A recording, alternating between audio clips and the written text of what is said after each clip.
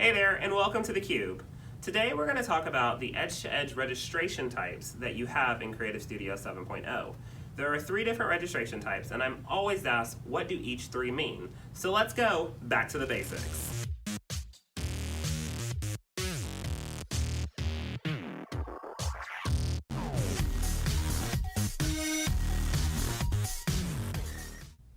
Alrighty, so we're going to go ahead and look at the 3 different registration types that you have in CreativeStudio 7.0.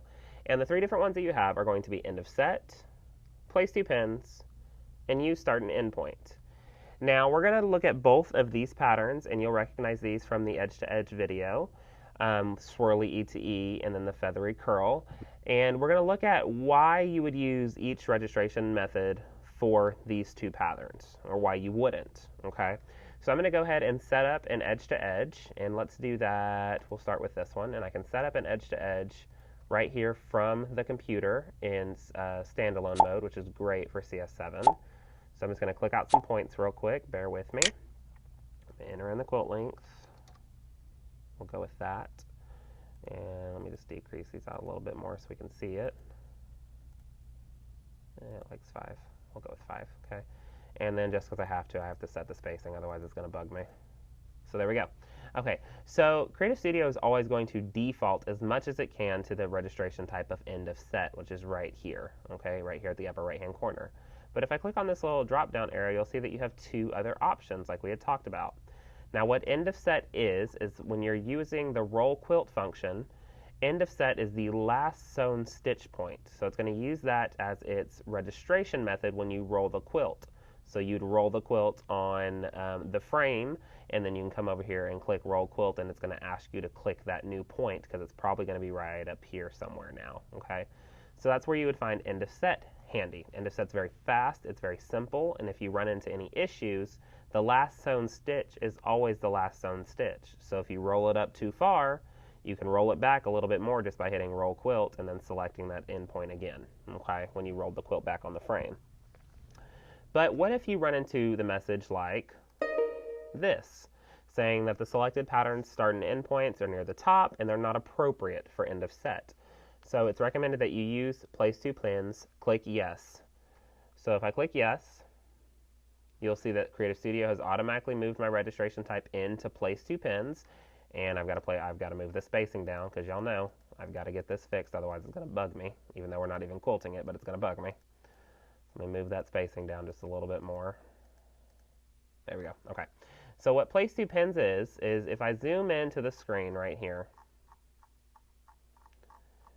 you will see that I have these 2 little plus signs. So there's one on the right-hand side, and there's one on the left-hand side right here, okay? And what those are those are your pin points for your registration. So as the machine is stitching across, and whenever it gets done, it's going to say, click yes to move the machine to the right registration point. So the machine will move to the right registration point, which is basically that plus sign, giving you the opportunity to place a pin in that point, okay? You will then click yes for it to move to the left, and it'll move on over to the left, and you'll place a pin in that point. Now when you roll the quilt, you have the option to hit the roll quilt button, and then it'll ask for those 2 points again, because those will technically now be up here somewhere. So you can click the left point and the right point for it to shift the quilt up on the screen. So that's end of set, and that's place 2 pins. So let's look at, we'll go back to this pattern, the swirly E to E, play with the vertical spacing, there we go. And let's look at use, start, and end point, okay? So if we look at use, start, and end point, if I put that on, it's going to use the start point and the end point as its registration markers, kind of like place 2 pins, but it's actually using the physical pattern points instead of points along the bottom of the pattern like place 2 pins does.